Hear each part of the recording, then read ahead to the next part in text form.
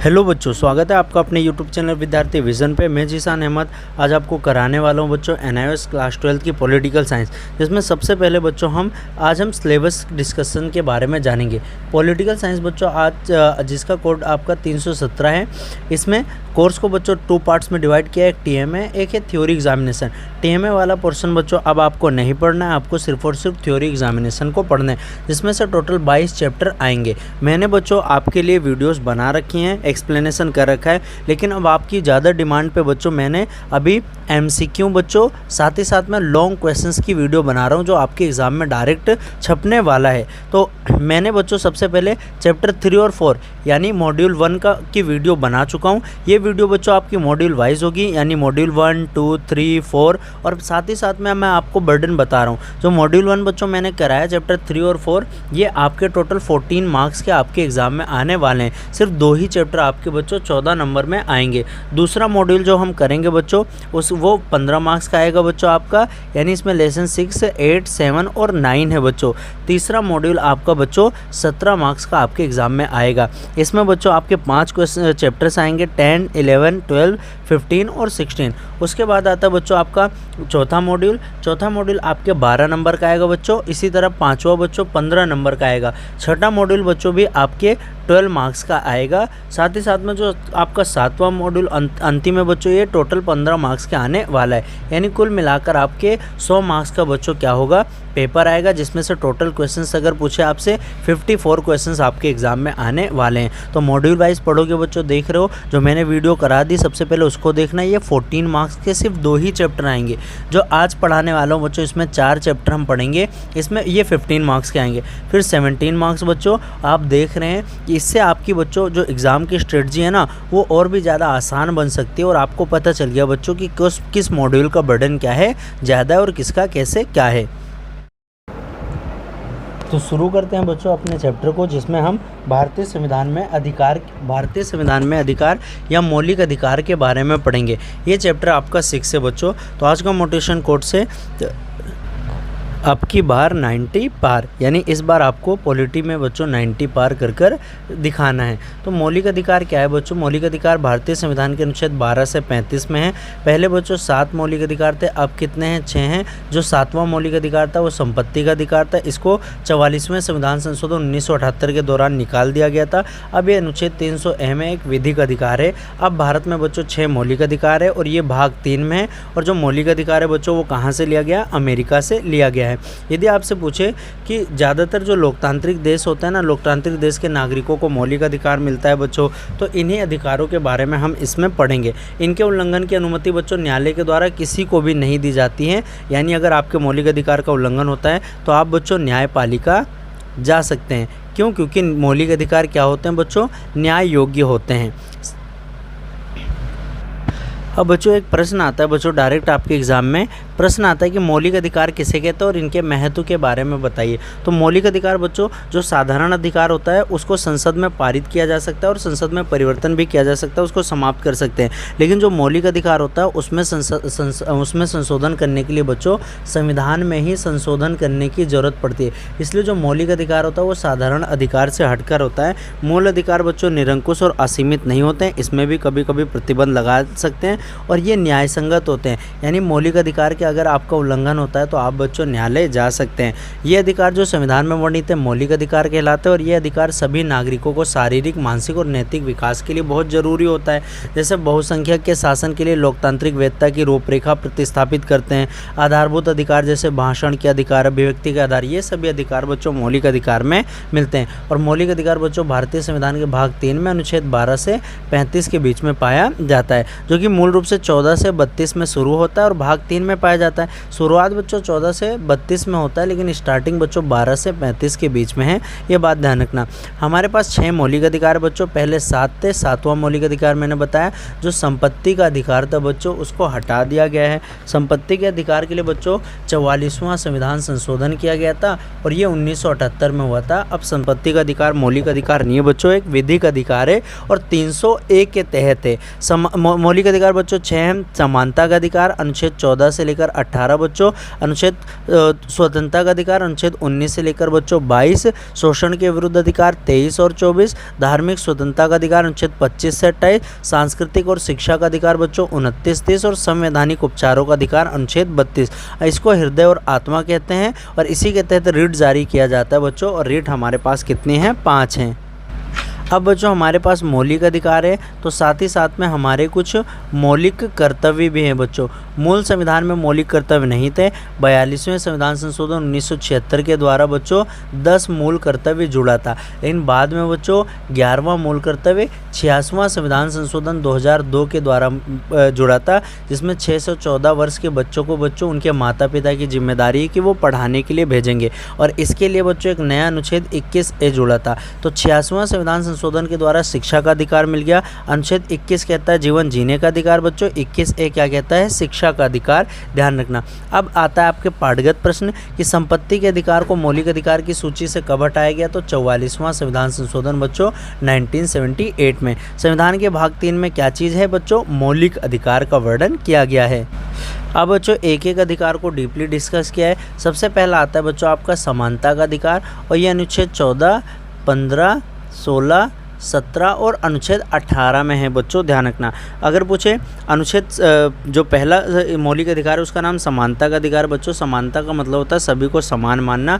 अनुच्छेद 14 कहता है बच्चों विधि के समक्ष समानता, यानी कानून के समक्ष सभी लोग बराबर हैं। अलग कानून सभी के को समान रूप मानता है बच्चों। विधि के समक्ष समानता का मतलब होता है कि कोई भी व्यक्ति कानून से बड़ा नहीं है। अनुच्छेद 15 बच्चों जाति, धर्म, लिंग के आधार पर किसी के साथ भेदभाव नहीं किया जाएगा। अनुच्छेद 16 आता है बच्चों कि सभी को रोजगार में अवसर की समानता है बच्चों, यानी सभी लोगों को सार्वजनिक रोजगार के विषय में बराबर का अधिकार है। कोई भी व्यक्ति हमारे वहाँ पे बड़े से बड़े पद ले सकता है। अनुच्छेद 16(4) क्या कहता है बच्चों? आरक्षण है, जो पिछड़े लोग हैं ना उनको आरक्षण दिया गया है रोजगार में, अनुच्छेद 16(4) कहता है। अनुच्छेद 17 क्या बच्चों? छुआछूत का अंत, यानी अब अस्पृश्यता का अंत हो गया बच्चों, छुआछूत का अंत हो गया। अनुच्छेद 18 बच्चों उपाधियों का अंत कर दिया गया। ध्यान रखना। उपाधि यानी जो पदवी है ना, सेना और शिक्षा को छोड़कर सिर्फ सेना में बच्चों उपाधि ले सकते हैं और शिक्षा में ले सकते हैं, अन्यथा कहीं से भी हम उपाधि अब नहीं ले सकते, इनकी समाप्ति कर दी गई है।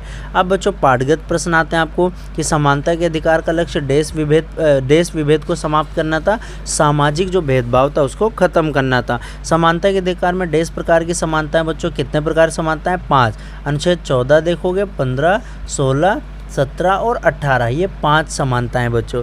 देश का अधिकार अस्पृश्यता का उन्मूलन करता बच्चों, समानता का अधिकार अनुच्छेद 17 के तहत। राज्य देश प्रावधानों का सृजन शोषण के विरुद्ध महिलाओं तथा बच्चों के लिए कर सकता है बच्चों, विशेष प्रावधान बच्चों महिलाओं के लिए कर सकता है। समानता के अधिकार का लक्ष्य देश समानता प्रतिस्थापित करना है, सामाजिक समानता को स्थापित करने का लक्ष्य था बच्चों। अगला आता है उसके बाद में आपका स्वतंत्रता का अधिकार, और ये स्वतंत्रता का अधिकार अनुच्छेद 19 से लेकर बच्चों अनुच्छेद 22 तक पाया जाता है। स्वतंत्रता का मतलब कि बिना किसी अन्य की स्वतंत्रता को नुकसान पहुंचाए बिना कानून सभी को समान रूप से स्वतंत्रता देगी। स्वतंत्रता के अनुच्छेद 19 से 22 में बच्चों सबसे पहले अनुच्छेद 19 आता है। इसमें 6 प्रकार की स्वतंत्रता है बच्चों, जैसे कि हमें भाषण और अभिव्यक्ति की स्वतंत्रता है, बिना हथियार के बच्चों धरना प्रदर्शन करने की स्वतंत्रता है, संगठन बनाने की स्वतंत्रता है, भारत में कहीं पे भी आने जाने की स्वतंत्रता है, कोई भी जीविकोपार्जन यानी व्यापार करने की स्वतंत्रता है ना, कहीं पे भी बसने की स्वतंत्रता है, व्यवसाय नौकरी करने की स्वतंत्रता है। तो ये 6 प्रकार की स्वतंत्रता है अनुच्छेद 19 के तहत है। उसके बाद आता है बच्चों हमारा नेक्स्ट आता है अनुच्छेद 20 आता है बच्चों, और अनुच्छेद 20 कहता है अपराध के लिए दोष सिद्धि के संबंध में संरक्षण। इसका मतलब होता है बच्चों कि कोई भी व्यक्ति किसी पूर्व पद से कानून मतलब कोई पूर्व पद प्रभाव कानून नहीं कहलाएगा। साथ ही में बच्चों एक व्यक्ति को एक अपराध की एक सज़ा दी जाएगी और किसी अपराध के लिए खुद के खिलाफ बच्चों गवाही देने के लिए बाध्य नहीं कहलाया जाएगा। ये अपराध के लिए दोष सिद्धि के संबंध में सुरक्षा के बारे में। अगला आता है बच्चों अनुच्छेद 21 जीवन तथा व्यक्तिगत स्वतंत्रता, इसे जीवन जीने का अधिकार कहते हैं। बाद में इसमें बच्चों 21A जुड़ गया था जिसे शिक्षा का अधिकार कहते हैं बच्चों। ये 86वां संविधान संशोधन 2002 में क्या है जुड़ा था। उसके बाद आता है बच्चों अनुच्छेद 22 आता है बच्चों। अनुच्छेद 22 बहुत ही महत्वपूर्ण है। अनुच्छेद 22 क्या कहता है? निरोध और गिरफ्तारी से क्या है? संरक्षण है। इसका मतलब क्या है कि इसमें 2 भाग होते हैं बच्चों, इसके ध्यान रखना है। निरोध और गिरफ्तारी से संरक्षण के 2 भाग हैं। पहला भाग तो उस व्यक्ति जिसे कोई साधारण कानून के द्वारा गिरफ्तार किया गया हो बच्चों, तो उसको सूचना देने का अधिकार है भाई कि गिरफ्तार क्यों कर रहे हो, है ना, अपना वकील रखने का अधिकार है। और साथ ही साथ में बच्चों 24 घंटे के अंदर मजिस्ट्रेट के सामने पेश होने का अधिकार है। तो एक पहला पॉइंट था। लेकिन दूसरा आता है बच्चों बंदी निवारक या निवारक नज़रबंद। निवारक नज़रबंद किसे कहते हैं कि कभी कभी पुलिस ऐसे इंसान को इस आधार पर गिरफ्तार कर सकती है कि भाई वो कोई क्राइम आगे करने वाला है और इसलिए शक के आधार पर गिरफ्तारी कर लेते हैं, तो इसे निवारक नज़रबंदी कहते हैं। ये अधिकतम बच्चों 3 माह तक हो सकता है, बाद में इसको और भी बढ़ा सकते हैं। उसके बाद आता है बच्चों आपका शिक्षा का अधिकार। मैंने बता दिया 86वां संविधान संशोधन 2002 के द्वारा 21A जोड़ा था, 6 से 14 साल के बच्चों को निःशुल्क शिक्षा दिया जाएगा। अब पाठगत प्रश्न क्या आता है बच्चों कि स्वतंत्रता के अधिकार की संख्या में कितनी स्वतंत्रताएं दे रखी है बच्चों, तो आपको पता है 6 स्वतंत्रताएं। जब किसी व्यक्ति को पुलिस गिरफ्तार करती है तो 24 घंटे के अंदर बच्चों उसको मजिस्ट्रेट के सामने पेश करना होता है। जब किसी व्यक्ति को बंदी बनाया जाता है तो कितने 3 महीने तक गिरफ्तार कर सकते हैं। शिक्षा का अधिकार बच्चों 86वें संविधान संशोधन के द्वारा लागू किया गया था। नेक्स्ट आता है बच्चों शोषण के विरुद्ध अधिकार, और आपको पता है अनुच्छेद 23 और 24 में शोषण के विरुद्ध अधिकार। अनुच्छेद 23 क्या कहता है बच्चों कि मानव व्यापार और बाल श्रम पे रोक लगाता है बच्चों, यानी मानव व्यापार नहीं करा सकते, बेगारी बंधुआ मजदूरी नहीं करा सकते, अनुच्छेद 23 कहता है। अनुच्छेद 23-24 कहता है बच्चों बाल श्रम पर रोक, कि बच्चों से काम नहीं करा सकते, 6 से 14 साल के बच्चों से काम नहीं करा सकते। तो कारखानों में बच्चों की नियुक्ति 1.5 वर्ष से कम आयु तक नहीं होगा बच्चों, 14 साल से कम। ये शोषण के विरुद्ध अधिकार का उल्लंघन है। नेक्स्ट आता है बच्चों धार्मिक स्वतंत्रता का अधिकार। ये अनुच्छेद 25 से लेकर बच्चों अनुच्छेद 28 में है। अनुच्छेद 25 क्या कहता है बच्चों अंतःकरण की स्वतंत्रता। इसका अर्थ होता है बच्चों कि हम किसी भी धर्म को अपना सकते हैं, अपना धर्म परिवर्तन भी कर सकते हैं। अनुच्छेद 26 कहता है बच्चों कि हम क्या कर सकते हैं, धार्मिक संस्थान बना सकते हैं बच्चों, यानी मंदिर और मस्जिद बना सकते हैं धर्म के लिए। अनुच्छेद 27 कहता है बच्चों कि किसी व्यक्ति को किसी एक धर्म को बढ़ावा देने के लिए बच्चों कोई भी प्रकार का टैक्स नहीं लिया जाएगा। अनुच्छेद 28 कहता है बच्चों कि जो सामान्य शैक्षिक संस्थान है जहाँ पे सरकार पैसे लगाती है वहाँ धार्मिक शिक्षा नहीं दी जाएगी। ये धार्मिक से रिलेटेड अधिकार था बच्चों। अब इसके पाठगत प्रश्न क्या आता है कि एक धर्मनिरपेक्ष राज्य में धर्म का संबंध देश से होता है, व्यक्ति से होता है बच्चों, ना कि समाज से होता है। देश शिक्षा का प्रचार प्रसार राज्य कोष के द्वारा पूर्ण रूप से प्रतिबंधित है। धार्मिक शिक्षा बच्चों सरकारी पैसों से नहीं दिया जा सकता। नेक्स्ट आता है बच्चों सांस्कृतिक और शैक्षिक अधिकार आता है, जो कि अनुच्छेद 29 और 30 के अंतर्गत आता है। सांस्कृतिक मतलब 29 क्या कहता है कि अल्पसंख्यक को अपनी संस्कृति को बचाए रखने का अधिकार है बच्चों। अनुच्छेद 30 कहता है कि अल्पसंख्यक को अपने शैक्षिक संस्थान खोल सकते हैं। अगला आता है बच्चों अनुच्छेद 32, जिसको संविधान की आत्मा और हृदय कहते हैं, और ये भाग 3 के अंतर्गत अनुच्छेद 32 क्या करता है, संवैधानिक उपचारों का अधिकार। ये बाकी सभी कानूनों को क्या करता है, लागू करता है, ध्यान रखना। इसके तहत बच्चों न्यायपालिका 5 रिट जारी करती है। इन रिट के बारे में बच्चों जानेंगे। 5 रिट में सबसे पहले बंदी प्रत्यक्षीकरण आता है, जिसे हेबियस कॉर्पस कहते हैं बच्चों। बंदी प्रत्यक्षीकरण का शाब्दिक अर्थ होता है किसी चीज़ को प्रस्तुत करना, यानी ये उस व्यक्ति के लिए बच्चों जिसे गिरफ्तार कर लिया गया है और 24 घंटे के अंदर उसको न्यायालय के सामने प्रस्तुत करना होता है, सह शरीर प्रस्तुत करना होता है बच्चों, तो इसे हम बंदी प्रत्यक्षीकरण कहते हैं। एक आता है बच्चों परमादेश। परमादेश यानी मैंडमस। इसका अर्थ होता है बच्चों कि हम आदेश देते हैं, यानी कि ये आदेश न्यायालय ऐसे अधिकारियों के लिए देता है बच्चों कि जो क्या है अपने संवैधानिक दायित्वों का पालन नहीं करते, यानी अपने काम नहीं करते और उनके कार्य और उसे नकारने से के संबंध में है, न्यायालय उनको काम करने का आदेश देता है। तीसरा आता है बच्चों आपका इसी के अंतर्गत, तीसरा क्या है बच्चों आपका प्रतिषेध। प्रतिषेध किसे कहते हैं कि इसका शब्द होता है बच्चों रोकना। प्रतिषेध का मतलब क्या होता है, रोकना होता है बच्चों। ध्यान रखना कि किसी उच्च न्यायालय द्वारा जो नीचे अधीनस्थ की न्यायालय ना जब न्याय क्षेत्र से बाहर फैसला देते हैं तो वो कहता है प्रतिषेध कि तुम्हारे अधिकार क्षेत्र में नहीं आता। अगला आता है बच्चों अधिकार परीक्षा। इसका मतलब होता है किस आधार से, जब न्यायालय को लगता है कि कोई भाई ऐसा व्यक्ति किसी संवैधानिक पद पर बैठ गया है लेकिन उसका दायित्व वहाँ पर नहीं है, तो वो पूछता भाई किस आधार से तुम यहाँ पे आए हो। नेक्स्ट आता है बच्चों उत्प्रेक्षण। इसका अर्थ होता है सूचना देना या प्रमाणित करना, उसे हम उत्प्रेक्षण कहते हैं बच्चों। तो 5 रिट के बारे में आपको याद रखना है। अब पाठगत 6.6 आता है बच्चों कि धार्मिक या भाषाई देश अपना शैक्षिक संस्थान प्रतिस्थापित कर सकते हैं। अल्पसंख्यक बच्चों, भारत में आज्ञा पत्र देश न्यायालय द्वारा जारी किया जाता है, उच्च न्यायालय के द्वारा जारी किया जाता है और उच्चतम न्यायालय के द्वारा भी जारी कर सकते हैं। ध्यान रखना, सुप्रीम कोर्ट भी रिट जारी कर सकता है और हाई कोर्ट भी कर सकता है। सुप्रीम कोर्ट 5 करता है बच्चों, हाई कोर्ट 6 कर सकता है। न्यायालय का निर्देश बंदी प्राधिकारी के द्वारा व्यक्ति को समक्ष प्रस्तुत करने वाले रिट को हम बंदी प्रत्यक्षीकरण कहते हैं। रिट जो किसी व्यक्ति को सार्वजनिक कार्यालय में कार्य करने से रोकता है जिस अधिकार से उसे नहीं, तो ये अधिकार परीक्षा है बच्चों। और एक आदेश जो लघु न्यायालय द्वारा उसके समुचित विचार के द्वारा दूसरे न्यायालय में स्थानांतरित करने वाले उसे हम उत्प्रेक्षण के नाम से जानते हैं। यानी रिट के ऊपर भी आपसे बच्चों क्या है, कभी कभी प्रश्न पूछ सकता है। और रिट किसे कहते हैं बच्चों, ये भी पूछता है कि रिट यानी एक आज्ञा पत्र होता है। अब बच्चों ये आपने क्या सीखा है, इसको आपको ज़रूर ध्यान देना है, पढ़ना है। अब आता है बच्चों इसके पाठगत प्रश्न, जिसके बारे में हमने बहुत अच्छे से बात कर लिए कि मौलिक अधिकार क्या है, साथ ही साथ में स्वतंत्रता का अधिकार, समानता का अधिकार, रिट क्या है, 86वां संविधान संशोधन, ये मोस्ट इंपॉर्टेंट प्रश्न है बच्चों। इन्हीं पर मैं आपसे अभी बात कर रहा था। उम्मीद करता हूँ ये वाला चैप्टर आपको समझ में आया होगा। चलिए पढ़ते हैं हम नेक्स्ट चैप्टर। मौलिक अधिकार के बाद बच्चों अगला 7वां चैप्टर आता है बच्चों राज्य के नीति निर्देश सिद्धांत और मौलिक कर्तव्य के बारे में। यानी 2 चीज़ इसमें पढ़ेंगे। ये तीनों चीज़ बच्चों आपस में इंटरडिपेंडेंट है, इसलिए आपको इनके बीच में अंतर भी पूछ सकता है। तो यदि पूछे राज्य के नीति निर्देशक तत्व क्या है बच्चों, तो ये राज्य के नीति निर्देशक तत्व अनुच्छेद 36 से 51 में, जहाँ मौलिक अधिकार 12 से लेकर 35 में बच्चों अनुच्छेद 36 से 51 में क्या है, नीति निर्देशक तत्व है। और 51A में क्या है बच्चों, मौलिक कर्तव्य के बारे में। ये संविधान के बच्चों भाग 4 में और इसको आयरलैंड से लिया गया है। ये सरकार की शक्तियों को क्या करता है बच्चों, बढ़ाता है। और नीति निर्देशक तत्व क्या है, सकारात्मक है, सरकार की शक्ति को बढ़ाता है। और जो नीति निर्देशक तत्व है बच्चों ये न्याय योग्य नहीं है। मौलिक अधिकार न्याय योग्यता, लेकिन नीति निर्देशक तत्व न्याय योग्य नहीं है, इसके लिए हम न्यायालय नहीं जा सकते बच्चों, ध्यान रखना। इसी तरह एक मौलिक कर्तव्य आता है बच्चों। मैंने बताया था कि मूल संविधान में हमारे पास एक भी मौलिक कर्तव्य नहीं था, लेकिन अभी बच्चों हाल फिलहाल में क्या हुआ था, मैंने बताया था कि अभी मतलब हाल फिलहाल मतलब 42वां संविधान संशोधन 1976 में हुआ था, जिसमें क्या हुआ था, मौलिक कर्तव्य जोड़े गए थे। और शुरुआत में बच्चों 10 मूल कर्तव्य जोड़े गए थे सरदार स्वर्ण सिंह की सिफारिश पे। बाद में बच्चों 11वां मूल कर्तव्य जोड़ा गया था और 11वां मूल कर्तव्य शिक्षा का अधिकार था। ये 86वां संविधान संशोधन 2002 में जोड़ा गया था कि 6 से 14 साल के बच्चों को बच्चों निःशुल्क और मुफ्त शिक्षा दी जाएगी।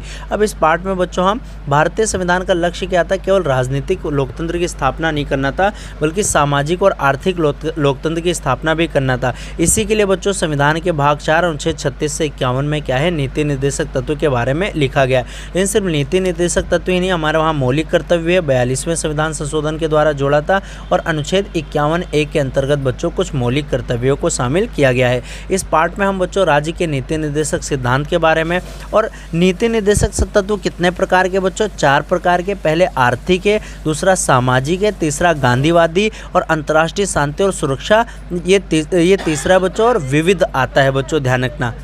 और इस पार्ट का बच्चों अगला महत्वपूर्ण प्रश्न है कि मौलिक अधिकार और नीति निर्देशक तत्व में क्या अंतर है, इसके बारे में जानेंगे। सबसे पहला प्रश्न तो आपके एग्जाम में यह आता है बच्चों कि नीति निर्देशक सिद्धांत किसे कहते हैं। तो राज्य के नीति निर्देशक सिद्धांत केंद्र और राज्य स्तर के सरकार को दिए गए निर्देश होते हैं बच्चों। यद्यपि ये सिद्धांत न्याय योग्य नहीं है, यानी इनके लिए कोर्ट में नहीं जा सकते हैं, फिर भी ये देश के प्रशासन में मूल भूमिका बच्चों अदा करते हैं।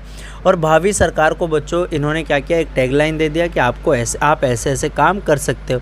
नीति निर्देशक सिद्धांत 4 प्रकार का बच्चों, आर्थिक और सामाजिक सिद्धांत है, गांधीवादी सिद्धांत है, अंतर्राष्ट्रीय शांति और सुरक्षा से रिलेटेड सिद्धांत है और विविध सिद्धांत है। यदि हम बात करें इसका पहला, तो ये पूछ सकता है कि आर्थिक और सामाजिक सिद्धांत में क्या आता है कि स्त्री और पुरुष के आजीविका के लिए बच्चों साधन जुटाने का अधिकार है, कि कुछ ही हाथों में संपत्ति का संकेंद्रण ना हो, स्त्री पुरुष को समान कार्य के समान वेतन देना चाहिए और रोजगार के कार्य और स्वच्छ वातावरण दो, बच्चों का शोषण नहीं होना चाहिए बच्चों, है ना, कार्य जहाँ करते हैं वहाँ का वातावरण अच्छा और न्यायोचित हो बच्चों। अनुसूचित जाति जनजाति के लिए बच्चों शिक्षा का प्रबंध करना, रोजगार का अधिकार देना, ये आर्थिक और सामाजिक सिद्धांत के अंतर्गत आते हैं। और 6 से 14 साल के बच्चों को क्या करना, शिक्षा की व्यवस्था करना। दूसरा आता है बच्चों गांधीवादी सिद्धांत। गांधीवादी सिद्धांत क्या कहता है, मैंने बताया था ना, गांधी जी ने सर्वोदय की अवधारणा दी थी, ट्रस्टीशिप की अवधारणा स्थापना दी थी, है ना। तो गांव और पंचायत का गठन हो, ग्रामीण कुटीर उद्योग हो, नशीले पदार्थ, शराब, इन सब पे प्रतिबंध हो बच्चों, गाय भैंस और दुधारू पशुओं की नस्ल सुधारने का काम हो, ये गांधीवादी सिद्धांत में आते हैं। विविध नीति निर्देशक सिद्धांत में क्या आता है बच्चों कि अंतर्राष्ट्रीय शांति और सुरक्षा को बढ़ावा देना है, राष्ट्र से अच्छा संबंध रखना है, अंतर्राष्ट्रीय कानून और संधि का सम्मान करना है बच्चों। तो ये विविध नीति निर्देशक सिद्धांत के अंतर्गत आते हैं। उसके बाद आता है बच्चों चौथा कि सभी भारतीयों के लिए समान आचार संहिता हो, है ना। विविध में ये आते हैं बच्चों पर्यावरण प्रदूषण ना हो, ये बच्चों हमारा तीसरा प्रकार था। और तीसरे का हमारा क्या नाम था बच्चों, अंतर्राष्ट्रीय शांति और सुरक्षा से संबंधित जो था। उसके बाद आता है बच्चों, अब इसके बच्चों कुछ पाठगत प्रश्न आते हैं। मेन महत्वपूर्ण तो बच्चों हमारा पाठगत प्रश्न है, आप ये मत सोचना कि हम जल्दी जल्दी कर रहे हैं। महत्वपूर्ण तो बच्चों मेरा मकसद है एमसीक्यू और चैप्टर के क्वेश्चंस कराना, बट मैं आपको थोड़ा आइडिया दे देता हूँ ताकि आप इसको सोल्व कर सके अच्छे से। सबसे पहला आता है बच्चों कि कुटीर उद्योग को बढ़ावा देने किस में से आता है, तो ये गांधीवादी है। महिला और पुरुष के लिए बच्चों आजीविका के पर्याप्त साधन जुटाना बच्चों, ये सामाजिक और आर्थिक नीति निर्देश तत्व है। कामगारों के लिए उचित पारिश्रमिक व्यवस्था सामाजिक आर्थिक है। 6 साल तक के बच्चों को बाल्यकाल की सुविधा और शिक्षा की व्यवस्था देना, ये भी सामाजिक आर्थिक है। अगला आता है बच्चों ऐतिहासिक इमारतों का संरक्षण, ये विविध में आता है। पर्यावरण को प्रदूषण रहित बनाना और वन्य जीवन का संरक्षण करना, ये भी किस में आता है, विविध में आता है। अगला आएगा बच्चों शिक्षा की सार्वभौमिकता। तो शिक्षा की सार्वभौमिकता का अर्थ क्या होता है बच्चों कि शिक्षा को जन जन तक पहुंचाना है। जो 10 से 14 साल के बच्चे हैं उनको भी निःशुल्क शिक्षा देना है। भारत में स्वतंत्रता के समय बच्चों सिर्फ 14% लोग ही क्या थे, शिक्षित थे। बाद में बच्चों भारत सरकार ने कई सारे कार्यक्रम बनाए थे, जैसे 1986 में राष्ट्रीय शिक्षा नीति आया था।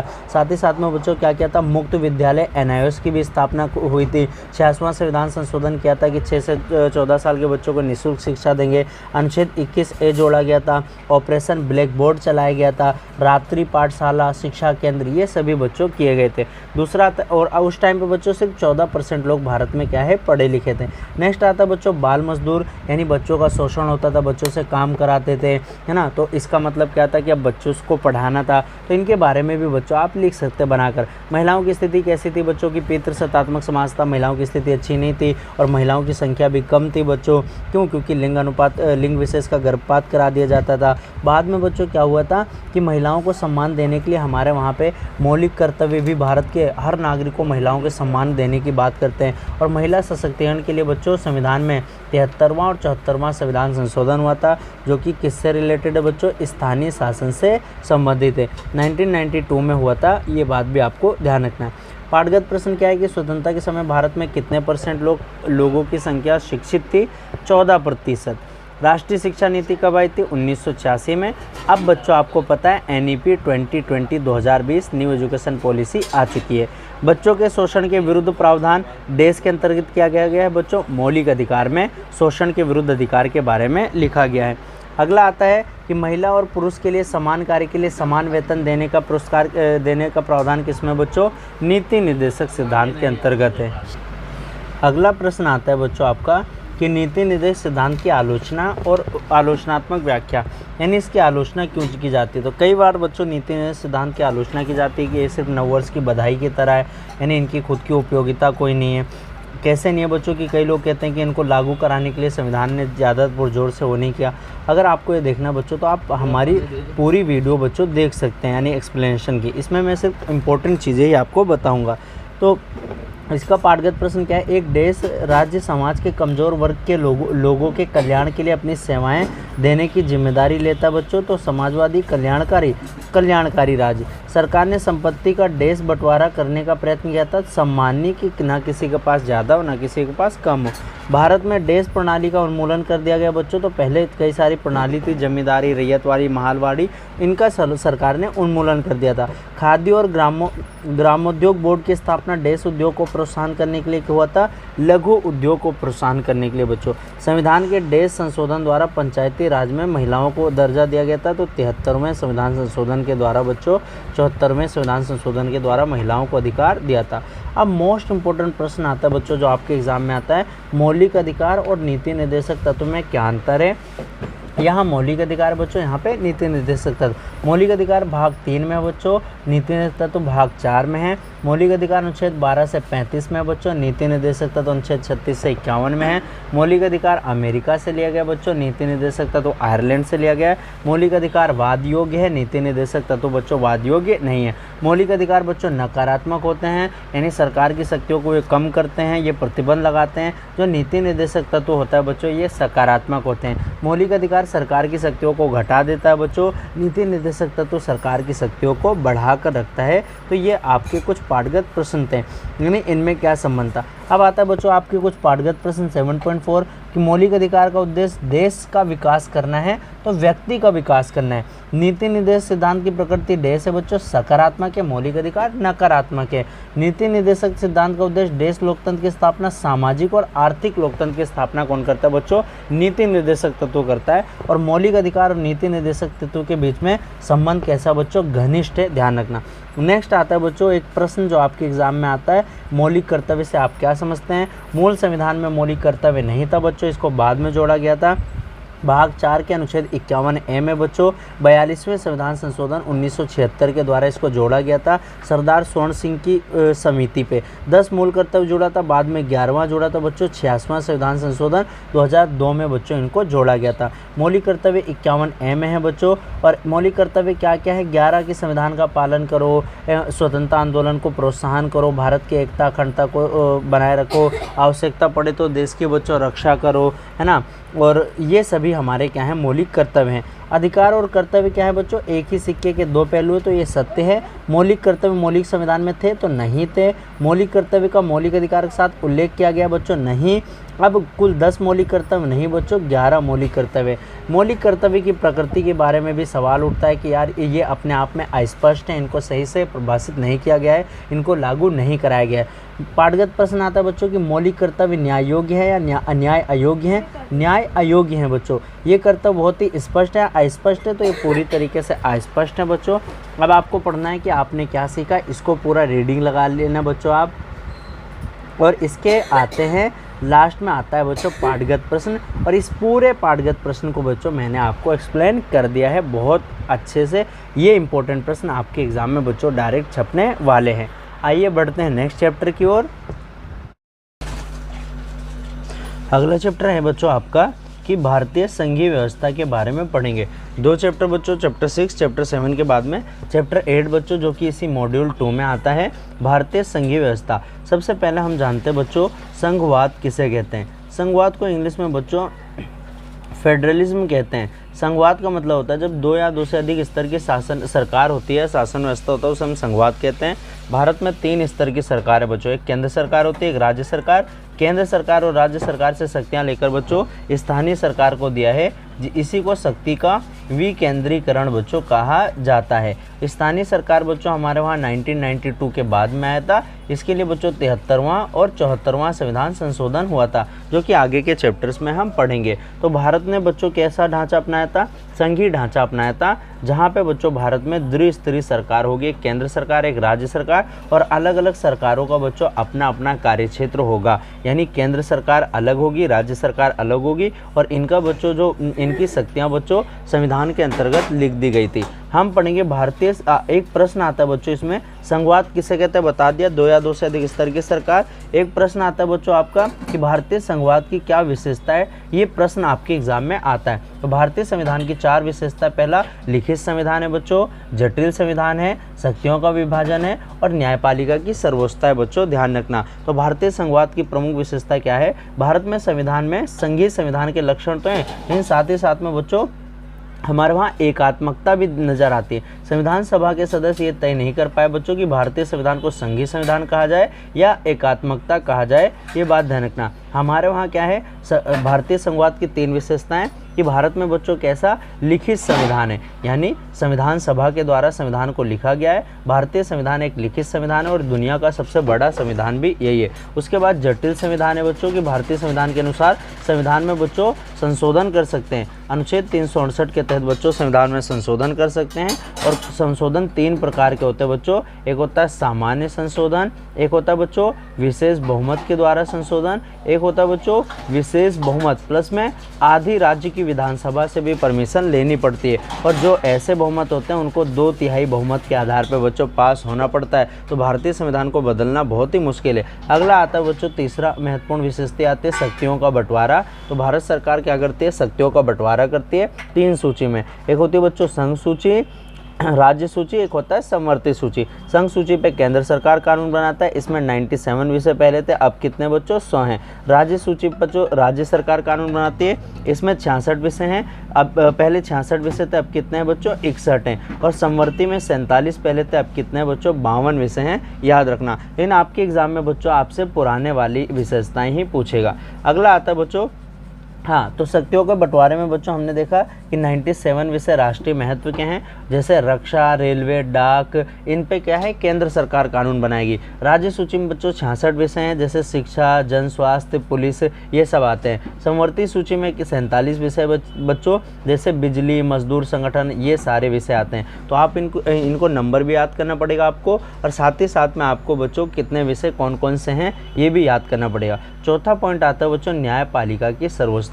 आपको पता है बच्चों भारत में न्यायपालिका एकहरी है और पिरामिड की तरह है। सबसे पहले क्या है सुप्रीम कोर्ट ऑफ इंडिया, उसके बाद क्या है हाई कोर्ट। हाई कोर्ट कितने बच्चों कुल 25 हैं। फिर आता है बच्चों डिस्ट्रिक्ट कोर्ट, और फिर आता है सबऑर्डिनेट कोर्ट। सुप्रीम कोर्ट कब बना था बच्चों 28 जनवरी 1950 को बना था। सुप्रीम कोर्ट में 1+33 जज होते हैं बच्चों, 1 CJI होते हैं और 33 अदर जजेस होते हैं। भारत में बच्चों न्यायपालिका सर्वोच्च है, न्यायपालिका के कामों में कोई भी टांग अड़ा नहीं सकता है। न्यायपालिका स्वतंत्र है और निष्पक्ष है। आइए कुछ पाठगत प्रश्न देखते हैं बच्चों इसके, कि संघ में शक्तियों देश की होती है, केंद्र तथा राज्यों के बीच में क्या है विभाजित होती है। संघ के पास अपना देश संविधान होता है बच्चों, लिखित संविधान है। कई सारे देश ऐसे हैं जिनके पास बच्चों अलिखित संविधान भी होता है। भारतीय संविधान में देश सूची है 3 सूची बच्चों, संघ सूची, राज्य सूची और समवर्ती सूची। देश सूची में बच्चों 66 विषय हैं, किसमें राज्य सूची में। समवर्ती सूची में 47 विषय हैं। मैंने बोला था बच्चों आपसे पुराने वाले ही पूछेंगे। अगला टॉपिक आता है बच्चों कि अगला प्रश्न आपसे पूछता है कि भारतीय संघ का स्वरूप कैसा है। तो भारतीय संघ का स्वरूप बच्चों, तो भारतीय संविधान ने एक कैसा संघीय ढांचा अपनाया है, और यानी 2 या 2 से अधिक स्तर की सरकार होगी बच्चों, और संघीय श्रेणी को बच्चों बरकरार रखा गया है। संविधान के निर्माताओं ने इस संघीय लक्षण में परिवर्तन करके इसे कुछ गैर संघीय विशेषताओं से भी जोड़ दिया है, जो इस प्रकार से है। अनुच्छेद 1 क्या कहता है बच्चों, भारत राज्यों का संघ है, और में यहाँ कहा गया कि भारत राज्यों का समूह है। इसमें 2 बातें निहित है। पहली तो यह है कि राज्य के बीच आपसी समझौते का परिणाम नहीं है, और दूसरी ये कि राज्य को केंद्र से अलग होने की आज़ादी नहीं है, यानी भारत से कोई भी राज्य अलग नहीं हो सकता। भारत में बच्चों 28 राज्य और 8 यूनियन टेरिटरी। इसके अलावा केंद्र और राज्य दोनों ही एक ही संविधान है, यानी एक ही संविधान है, एकहरी नागरिकता है, जिसके भीतर केंद्र और राज्य दोनों काम करते हैं। अपना संघ समूह है क्योंकि इसे समाप्त नहीं किया जा सकता बच्चों, और ये देश में एकता कायम रखने में क्या करती है, सहायता करती है। राज्य में बच्चों केंद्र सरकार, पता है राज्य को अपने कंट्रोल में रखने के लिए केंद्र सरकार क्या है, राज्यपाल की नियुक्ति करती है। राज्यपाल कौन होता है, राज्य का प्रमुख होता है बच्चों। इसकी नियुक्ति केंद्र सरकार के द्वारा किया जाता है, और ये कभी कभी बच्चों जो राज्यपाल है ना, ये राज्य की सरकार को बर्खास्त करने की अनुशंसा रखता है। ऐसा कहा जाता है बच्चों कि राज्य में राज्यपाल जो है केंद्र का प्रतिनिधि होता है, और भारतीय संघीय व्यवस्था के कार्यान्वयन में अब साफ कर दिया है कि राज्यपाल अधिकतर राज्य के मुखिया के रूप में न होकर केंद्र के एजेंट के रूप में काम करता है। और बच्चों अनुच्छेद 356 के द्वारा राष्ट्रपति जो शासन है ना, राष्ट्रपति शासन बच्चों लगाने की मंशा रखता है। संघवाद की सबसे पहली और आवश्यक मांग होती है बच्चों की संसद के ऊपरी सदन में राज्य को समान प्रतिनिधित्व मिले। अमेरिका में सीनेट में बच्चों राज्य को समान प्रतिनिधित्व है, हर एक राज्य को 2 सीट है, और वहाँ पे 50 राज्य बच्चों, तो सीनेट में 100 सीट है। लेकिन भारत में क्या है, भारत में असमान प्रतिनिधित्व दिया गया है, यानी भारत में बच्चों क्या है जनसंख्या के आधार पर क्या क्या है प्रतिनिधित्व दिया गया है। तो ये बच्चों इससे आपको आइडिया लग गया होगा कि इसमें क्या करना है। अगर आपको पूरा देखना है बच्चों तो आप हमारी एक्सप्लेनेशन वाली वीडियो देख सकते हैं। इसमें हमारा मेन पर्पस है कि हमें पाठगत प्रश्न और इनको समझाना है। 8.2 में क्या है कि देश को किसी भी राज्य के क्षेत्र में परिवर्तन करने का अधिकार है बच्चों। संसद चाहे तो किसी भी राज्य का नाम बदल सकती है, किसी राज्य को बड़ा कर सकती है, उसको छोटा कर सकती है। अखिल भारतीय सेवाओं का नियंत्रण देश के द्वारा होता है बच्चों, केंद्र सरकार के द्वारा। IAS हो गए, है ना, IPS हो गए बच्चों, इन पे नियंत्रण किसका होगा? केंद्र सरकार का होगा। राज्य में काम करते हैं। संघ में यह आवश्यक विधानसभा होता है कि संसद के ऊपरी सदन में देश प्रतिनिधित्व की व्यवस्था हो, समान प्रतिनिधित्व की व्यवस्था हो बच्चों, ध्यान रखना। अब एक महत्वपूर्ण प्रश्न बच्चों जो आपके एग्जाम में ज़्यादातर आता है, केंद्र और राज्य संबंध के बारे में। तो केंद्र और राज्य संबंध के बारे में चर्चा बच्चों हमारे संविधान में बहुत अच्छे से किया गया है, और इसमें आपको 3 या 4 प्रकार के संबंध पढ़ने को मिलेंगे। सबसे पहला तो आता है बच्चों विधायी संबंध आता है, उसके बाद में एक आता है बच्चों प्रशासनिक संबंध, विधायी के बाद दूसरा आता है बच्चों प्रशासनिक संबंध, और तीसरा आएगा बच्चों आपका वित्तीय संबंध के बारे में, और चौथा आता है बच्चों इसमें राज्यों की अधिक स्वायत्तता की मांग, यानी राज्य बच्चों कैसे स्वायत्तता की मांग कर रहे हैं वो तो अलग टॉपिक पढ़ेंगे, पर 3 संबंध, विधायी संबंध, वित्तीय संबंध और प्रशासनिक संबंध के बारे में हम पढ़ेंगे। तो भारतीय संविधान बच्चों आपको पता है एक संघात्मक संविधान है, और यहाँ केंद्र और राज्य दोनों का निर्माण संविधान के द्वारा ही होता है, और दोनों ही अपनी शक्तियाँ इसी संविधान से बच्चों क्या करती हैं? प्राप्त करते हैं। भारत तो एक संघात्मक शासन तो है ही, लेकिन साथ साथ में बच्चों इसमें एकात्मकता के लक्षण भी मौजूद हैं। तो संविधान के भाग 11 और 12 में बच्चों विधायी, प्रशासनिक और वित्तीय शक्तियों को क्या कर रखा है? केंद्र और राज्य सरकार में बांटा गया है। विधायी शक्तियाँ होती है बच्चों, सबसे पहला आता है क्या? विधायी शक्तियाँ आती हैं, और हमारे संविधान में विधायी शक्ति को त्रिस्तरीय विभाजन किया गया है। विधायी शक्ति में केंद्र सूची आती है, राज्य सूची आती है और समवर्ती सूची आती है, तो ये मैंने आपको बता दिया था। दूसरा आता है बच्चों आपका प्रशासनिक संबंध आता है कि राज्य और केंद्र में बच्चों प्रशासन कैसे होगा। तो केंद्र अगर पूछे आपसे प्रशासनिक संबंध को लेकर, हमारे संविधान के मन में कभी भी 2 स्वतंत्र इकाई बनाने की इच्छा नहीं थी। हमने क्या किया? केंद्र और राज्य के बीच में बच्चों समन्वय यानी कोऑर्डिनेशन और सहभागिता बनाए रखने की कोशिश की थी, यानी कोऑपरेशन बनाए रखने की कोशिश की थी। तो ये मेन आता है बच्चों की समन्वय और कोऑर्डिनेशन के बारे में आप बताओ। राज्य के राज्यपाल संबंधी अधिकार संसद के द्वारा बनाए जाते हैं। केंद्र सरकार को राज्य को संसदीय कानून के अंतर्गत राष्ट्रीय और सैनिक महत्व के दृष्टिकोण से संचार, रेलवे आदि के सुरक्षा के लिए बच्चों दिशा निर्देश जारी कर सकते हैं। तो ये बच्चों कुछ प्रशासनिक संबंध में आते हैं। और भारत सरकार में तो प्रशासनिक संबंध में बच्चों आपको पता है कि जो राज्य सरकार है वहाँ पे अखिल भारतीय सेवाओं का सृजन है, और उनमें IAS और IPS आते हैं जो कि किसके उस पर काम करते हैं बच्चों? केंद्र सरकार के नेतृत्व में काम करते हैं। और कहाँ काम करते हैं बच्चों? राज्य में काम करते हैं। तो ये प्रशासनिक संबंध है। अगला आता है बच्चों कुछ वित्तीय संबंध के बारे में आता है। वित्तीय यानी पैसों से रिलेटेड। कि वित्तीय का मतलब होता है बच्चों कि करों का निर्धारण कौन करता है? केंद्र सरकार करती है, लेकिन उनको संकलन कौन करेगा बच्चों? राज्य सरकार करेगा। जैसे दवाई हो गया, शुल्क हो गया, इन सभी पे बच्चों, रेलवे, समुद्र, हवाई, इन सभी करों का निर्धारण और उगाही केंद्र सरकार करती है। यदि संसद कानून ऐसा बना देती है बच्चों कि केंद्रीय उत्पाद शुल्क, प्रसाधन संबंधी शुल्क, वस्तुओं पर लगाए जाने वाले कर, इन करों का बंटवारा केंद्र और राज्य के बीच में होना चाहिए। तो इनसे संबंधित करों की उगाही का संकलन कार्य तो केंद्र करेगी, लेकिन राज्य के बीच इसका बंटवारा कर देगी। तो ये वित्तीय संबंध के अंतर्गत आते हैं बच्चों। अब आता है हमारा कुछ पाठगत प्रश्न, जैसे कि केंद्रीय सूची में डैश विषय हैं, 97 विषय हैं, और अभी कितने हो गए बच्चों? 100। डाक और तार किसके अंतर्गत आते हैं? केंद्रीय सूची के अंतर्गत आते हैं। राष्ट्रपति शासन लागू होने पर राज्य सूची में निबद्ध विषयों पर डैश द्वारा कानून बनाया जाएगा। तो राष्ट्रपति शासन बच्चों अनुच्छेद 356 में ये राज्य में लगता है, और किसके कहने पर लगता है बच्चों? राज्यपाल के कहने पर लगता है। और राज्यपाल बच्चों केंद्र का एजेंट होता है जो राज्य सरकार को बर्खास्त करने की मंशा रखता है। सबसे ज़्यादा बच्चों क्या है? विवादित पदों में से एक क्या है? राज्यपाल का पद है, ध्यान रखना। वाणिज्य तथा व्यापार देश सूची का विषय, तो राज्य सूची का बच्चों क्या है? विषय। अगला टॉपिक आता है बच्चों, एक प्रश्न पूछ लेते हैं कि राज्यों को की अधिक स्वायत्तता की मांग। स्वायत्तता का मतलब होता है बच्चों कि राज्य सरकार केंद्र सरकार से अधिक स्वायत्तता चाहते हैं, ध्यान रखना।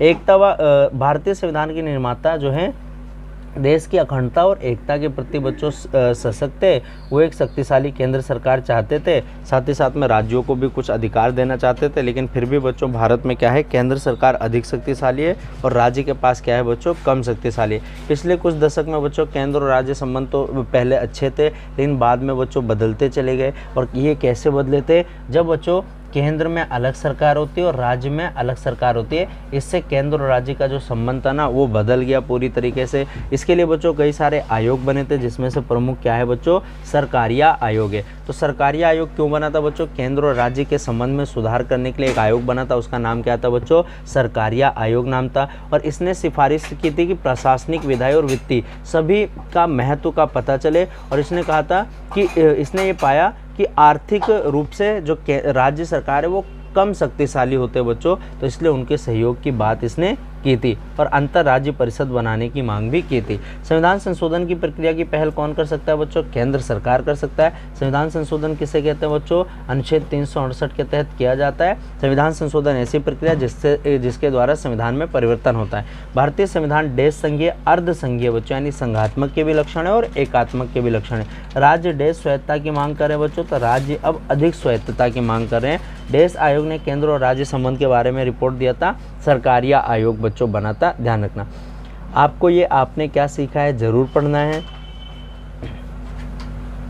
अब आते हैं बच्चों इसके कुछ पाठगत प्रश्न आते हैं कि भारतीय संविधान में एकात्मक लक्षण को स्पष्ट कीजिए। तो बता देना बच्चों क्या क्या एकात्मक है, केंद्र और राज्य के बीच में विधायी संबंध, केंद्र और राज्य के बीच में वित्तीय संबंध और भारतीय संघीय के स्वरूप के बारे में बताना है। तो ये मैंने आपको पढ़ा दिया, उम्मीद करता हूँ आपको समझ में आया होगा। अब करते हैं बच्चों इसके अंतिम चैप्टर को। अगला और अंतिम अध्याय बच्चों आपका चैप्टर 9 आपातकालीन प्रावधान। भारतीय संविधान में बच्चों आपातकाल 3 अनुच्छेद में 352, 356 और 360 में। अनुच्छेद 352 में क्या है, राष्ट्रीय आपातकाल है बच्चों। अब तक राष्ट्रीय आपातकाल 3 बार लगा है जो कि पूरे देश में लगता है। 356 में बच्चों राष्ट्रपति शासन है जो कि राज्य सरकार पर लगाया जाता है और राज्यपाल के परामर्श पर राष्ट्रपति लगाता है।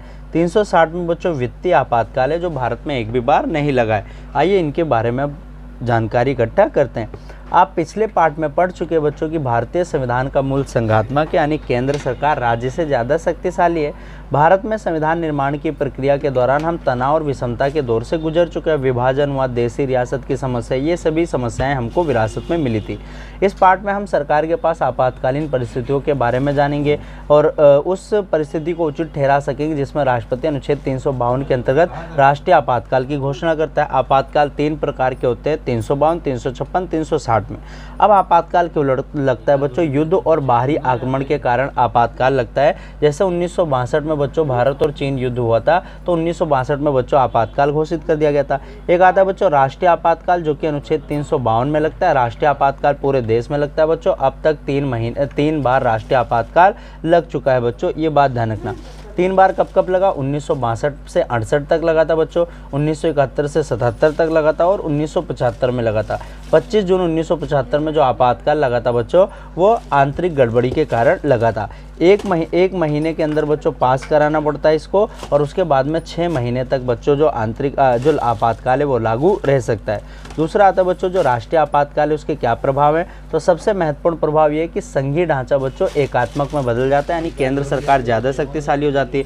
दूसरा, भारत के राष्ट्रपति राज्य की कार्यपालिका संबंधी शक्ति का प्रयोग कर सकता है। तीसरा बच्चों, इस आपातकाल के दौरान लोकसभा एक बार में अपना कार्यकाल बच्चों 5 साल से 6 साल तक के लिए बढ़ा सकती है यानी 1 साल बढ़ा सकती है।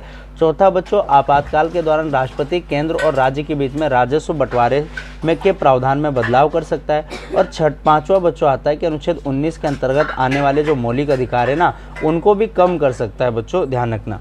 25 जून 1975 को बच्चों आंतरिक गड़बड़ी के कारण क्या लगा था, आपातकाल लगा था।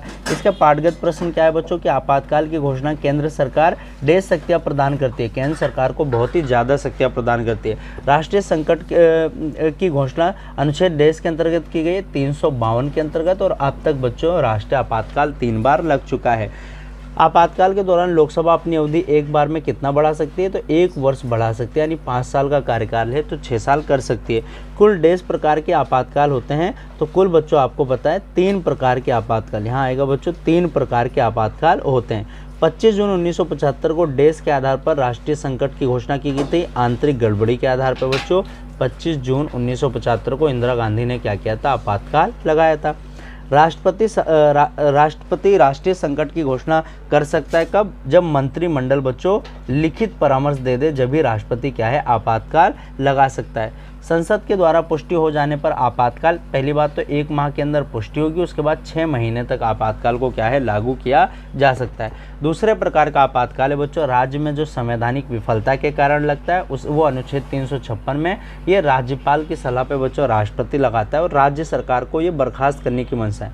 1951 में बच्चों पंजाब में लगा था, 57 में केरल में लगा था, 1977 में तो 9 राज्य में बच्चों इस आपातकाल को लागू करा दिया गया था। अब राज्य में राष्ट्रपति शासन लागू कराने के क्या प्रभाव होते हैं कि राष्ट्रपति राज्य सरकार के सभी कार्य या किसी एक कार्य को अपने हाथ में ले लेता है। दूसरा, राष्ट्रपति चाहे तो विधानसभा को स्थगित यानी भंग भी कर सकता है। तीसरा, घोषित लक्ष्य को प्राप्त करने के लिए राष्ट्रपति आवश्यक प्रावधान भी कर सकता है। और ऐसा कई बार देखा गया है बच्चों कि राजनीतिक आधार पे ये राष्ट्रपति शासन का इस्तेमाल किया जाता है और इसीलिए अनुच्छेद 356 क्या विवादास्पद है। और मैंने बताया था बच्चों इसके लिए एक आयोग गठन किया गया था, उसका नाम था बच्चों सरकारिया आयोग। सरकारिया आयोग ने केंद्र और राज्य संबंध को परिभाषित करने के लिए गठित किया गया था। अब पाठगत प्रश्न आता है बच्चों कि राज्य में संवैधानिक तंत्र की विफलता के कारण कौन सा आपातकाल लगता है, तो आपातकाल संवैधानिक तंत्र की विफलता के कारण बच्चों अनुच्छेद 356 के तहत राष्ट्रीय आपातकाल लगता है। संसद की स्वीकृति के बिना राज्य में राष्ट्रपति शासन कितने माह तक जारी रह सकता है बच्चों, 2 माह तक जारी रह सकता है, ध्यान रखना। अगला आता है राज्य में राष्ट्रपति शासन को अधिकतम कितने 1 साल तक बढ़ा सकते हैं। राज्य में संवैधानिक तंत्र की विफलता के कारण संकट की घोषणा कौन करता है, राज्यपाल के परामर्श पर बच्चों राष्ट्रपति करता है। राज्य में राष्ट्रपति शासन लागू करने की स्वीकृति एक बार संसद से पास हो जाती है तो 6 माह के लिए दे सकती है, ये ध्यान रखना। अब उसके बाद में आता है वित्तीय संकट, अनुच्छेद 360 बच्चों आज तक एक भी बार नहीं लगा, ये कंगाली के टाइम पे लगता है, ध्यान रखना। वित्तीय संकट के प्रभाव क्या है कि केंद्र सरकार किसी भी राज्य के वित्तीय मामलों में निर्देश दे सकती है। राष्ट्रपति राज्य सरकार के कर्मचारियों के वेतन और भत्तों को कम कर सकती है। राज्य विधानमंडल में पारित वित्त विधेयकों को संसद में विचार के लिए रोक सकती है। राष्ट्रपति केंद्रीय कर्मचारियों या सर्वोच्च न्यायालय के न्यायाधीशों के वेतन को कम कर सकती है बच्चों।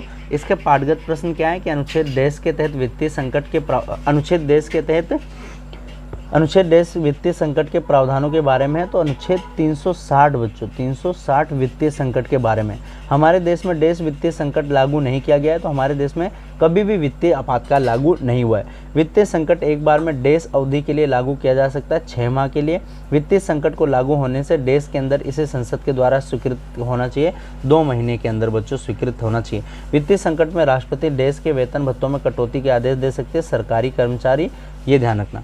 अब क्या आपने सीखा बच्चों, आपको पूरा ये पढ़ना है, इसकी रीडिंग करनी है।